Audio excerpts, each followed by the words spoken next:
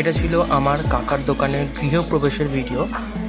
আমি আগের দিনকে চলে গেছিলাম কাকা, আমার শরীরটা সেদিন থেকে বেশ খারাপ ছিল, তো রাতে সেইভাবে ঘুম হয়নি। সকালবেলা উঠেই আগে স্নান করে নিয়েছিলাম।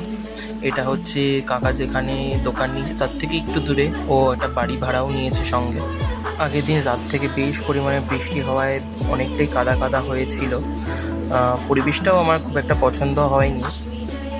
তারপরে আমরা সবাই মিলে হেঁটে হেঁটে চলে গেছিলাম দোকানে, যেহেতু ডিস্টেন্সটা খুব একটা দূরে না, তো হেঁটে হেঁটেই গেছি। প্রায় ঘড়ির কাঁটায় 5:30 মতন বাজে, ভোর। যেহেতু ঠাকুরমশাইয়ের আসার কথা ছিল 6:30, তো আমরাও ভোর ভোর গিয়ে পুজোর জোগাড় জানতি, দোকান গোছানো সবই স্টার্ট করে দিয়েছিলাম। তোমরা দেখতেই পাচ্ছ গোছাতে গোছাতে ঠাকুরমশাই চলে এসছেন। যেহেতু আমাদের বাড়ি ওখানে নয়, তো উনিও এসে হাতে হাতে একটু হেল্প করে দিয়েছিলেন।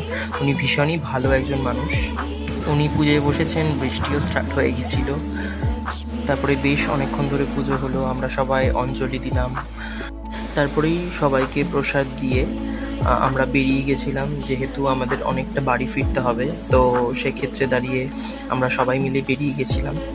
আসার সময় বিড়ালটা দেখি, তখনও ওর ঘুম ভাঙেনি, তো আমরা মোটামুটি বেরিয়ে গেছি সবাই মিলে। আমি আর কোনো ক্লিপ নিতে পারিনি, কারণ আমার ভীষণ শরীরটা খারাপ লাগছিল, এবং ওখান থেকে ফিরেই আমার ভীষণ পরিমাণে জ্বর স্টার্ট হয়ে গেছিলো।